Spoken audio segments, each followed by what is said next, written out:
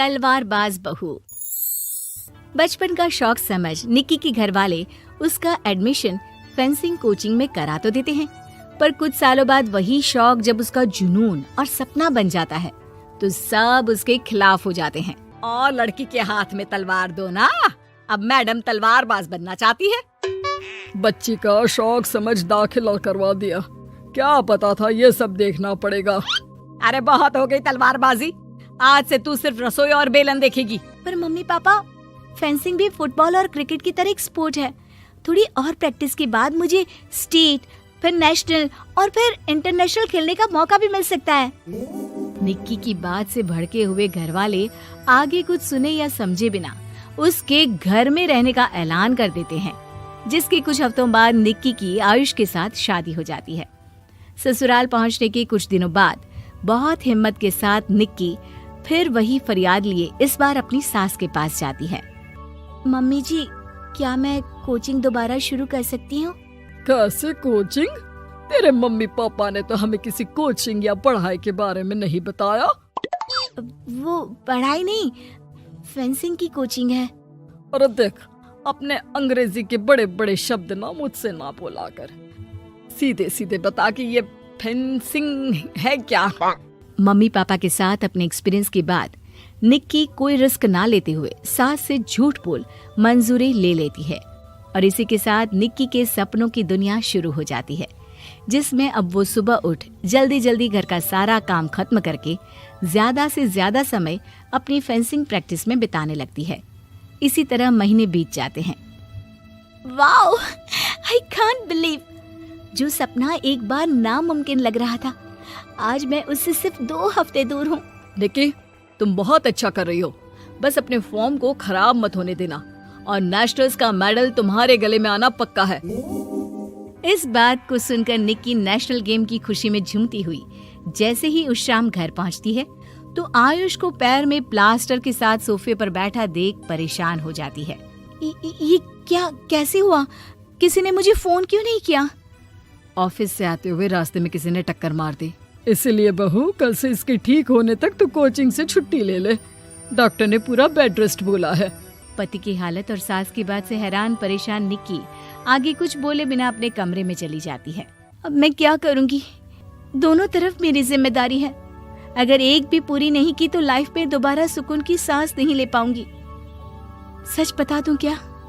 नहीं, अगर इन्होंने भी घर में कैद कर लिया तो बचा कुचा मौका भी खो दूंगी। भगवान, आपने मुझे कहाँ फंसा दिया। मन ही मन ये सब सोचते हुए निक्की घर के काम और पति की सेवा में लग जाती है। इसी तरह 1 हफ्ता बीत जाता है। बहुत सोचने के बाद भी जब कोई दूसरा रास्ता नहीं दिखता तो निक्की सबको फेंसिंग की सच्चाई बताने का फैसला करती है और सास और पति के पास आती है। मम्मी, आयुष, मुझे आप दोनों से एक बात करनी है। तुम्हें भी मम्मी की तरह गैस हो गई है क्या? तू भी बूढ़ी औरत की मजाक उड़ा ले। एक दिन जब तेरे बच्चे तेरा मजाक उड़ाएंगे ना तो मैं भी उनके साथ बैठकर हंसूंगी। घर का ये हंसता खेलता माहौल देखकर निक्की आगे कुछ बोल ही नहीं पाती। तभी गोलियां चलने की आवाज सुनकर सब डर जाते हैं और कुछ आतंकवादी घर में घुसकर सबको बाहर निकाल देते हैं, जहां उनके एरिया के बाकी सब लोग भी इकट्ठा होते हैं। कोई किसी भी तरह के होशियारी नहीं करेगा, हमें बस कुछ समय के लिए चुप रहने की जगह चाहिए, इसलिए अगर तमीज में रहोगे तो जिंदा बच जाओगे, और अगर मरने का ज्यादा मन हो तो अपना सीआईडी वाला दिमाग चला सकते हो। डर की वजह से कोई इसके आगे कुछ नहीं बोलता। कुछ घंटे इसी तरह आतंकवादियों की कैद में बैठे रहने के बाद निक्की की सास गुस्से में चिल्लाने लगती है।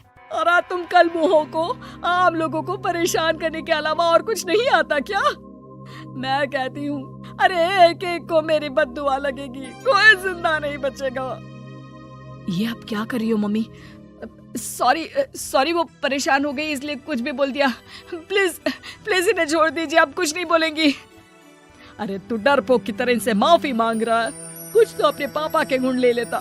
अगर आज वो यहाँ होते तो इतनी देर में सबका गला काट चुके होते। क्या मतलब? नहीं मम्मी, प्लीज दोबारा वही सब शुरू मत करना। आखिर कोई मुझे भी बताएगा कि बात क्या है। तेरे ससुर जी अपने समय के सबसे बेहतरीन और उम्दा तलवारबाज थे।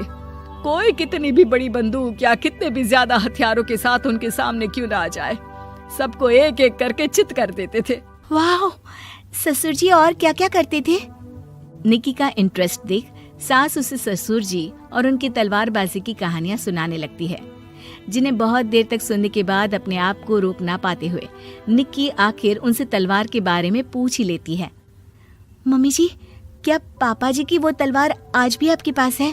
अरे इन्होंने अपने बेटे से ज्यादा उस तलवार से प्यार किया है तो फेंक कैसे देती, संदूक में संभाल कर रखी है।